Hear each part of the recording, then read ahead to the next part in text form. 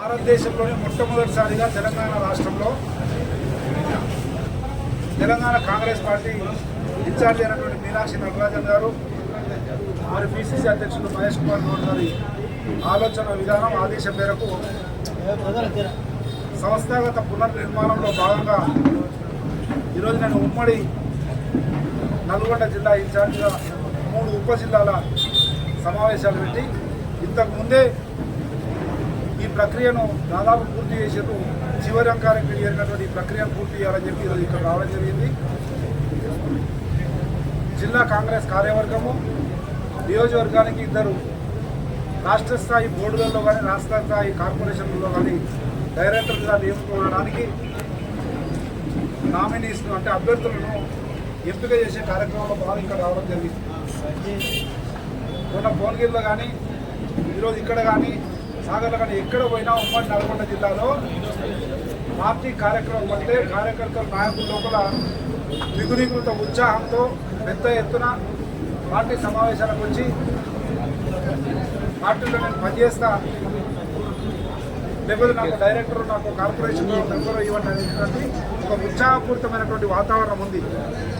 ఈ వాతావరణం ఏమిటికి నిదర్శనం అంటే మొన్నటి ఎన్నికల్లో కాంగ్రెస్ పార్టీ రేవంత్ రెడ్డి గారి నాయకత్వంలో అధికారం రావడానికి ఇక్కడ స్థానికంగా గౌరవ మంత్రి కోమటిరెడ్డి వెంకటరెడ్డి గారు గెలవడానికి ఎంత ఉపయోగపడిందో అంతకు 2 ఇంతలు రేపు స్థానిక సంస్థల ఎన్నికల్లో ఈ 1.5 ఏళ్ల పరిపాలనలో తీసుకుంటున్న అనేక అభివృద్ధి సంక్షేమ కార్యక్రమాలను ఉపయోగించుకొని ఇంకా పెద్ద ఎత్తున పెద్ద మెజార్టీతో అన్ని స్థానాలను కూడా కాంగ్రెస్ పార్టీ కైవసం చేసుకుంటుంది. కోమటిరెడ్డి వెంకటరెడ్డి గారి నాయకత్వంలో ఉన్నటువంటి నమ్మకము విశ్వాసము కలిగింది. ఈరోజు నాయకుల లోపల కార్యకర్తల లోపల ఉన్నటువంటి ఉత్సాహం చూస్తుంది. అందుకే ఒకవైపు పార్టీ, ఇంకొక వైపు ప్రభుత్వం చేసే అభివృద్ధి సంక్షేమ కార్యక్రమాలను క్షేత్రస్థాయిలో ప్రతి ఇంటికి తీసుకుపోయే కార్యక్రమం చేసే ఒక సైన్యము, ఒక టీము, ఒక పదాధికారుల జట్టు సంస్థాగత నిర్మాణం కనుక ఒకవైపు ప్రభుత్వం మంచిగా పనిచేస్తుంది. 1.5 ఏళ్ల అయింది, బడిబడిగా అడుగులు పడతా ఉన్నాయి, అన్ని ఫలాలు అందుతా ఉన్నాయి. దాన్ని ప్రజలకు చేరవేయడానికి ఒక సంస్థాగత నిర్మాణ గౌరవంగానే చేస్తూ ఉన్నాం.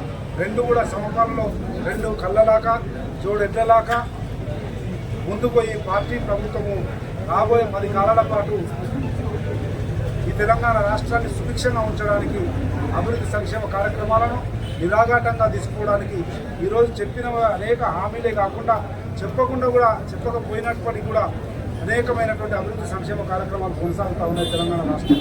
అంటే రాబోయే రోజుల్లో ప్రజల అవసరాల మేరకు ఏది అవసరమైతే అది, ఎక్కడ అవసరమైతే అది అభివృద్ధి కావచ్చు, సంక్షేమం కావచ్చు పూర్తి చేసుకుంటూ తెలంగాణ రాష్ట్రాన్ని సర్వతోముఖాభివృద్ధి చెందిన రాష్ట్రంగా యావత్ భారతదేశంలోనే అగ్రగామి రాష్ట్రంగా తీర్చిదిద్దడానికి ఒకవైపు పార్టీ, ఇంకొక వైపు ప్రభుత్వం 2 కూడా కలిసి ముందుకు పోతాయని చెప్పి తెలియజేస్తూ దాంట్లో భాగంగానే ఈరోజు సంస్థాగత నిర్మాణం పటిష్టంగా జరుగుతూ ఉంది. భారతదేశంలో మొట్టమొదటిసారిగా విప్లవాత్మకమైనటువంటి కార్యక్రమం ఇది. చారిత్రాత్మకమైనటువంటి పరిశీలన, చారిత్రాత్మకమైనటువంటి ఎక్సర్సైజ్ జరుగుతూ ఉంది. థ్యాంక్ యూ, నమస్తే. అడిగేది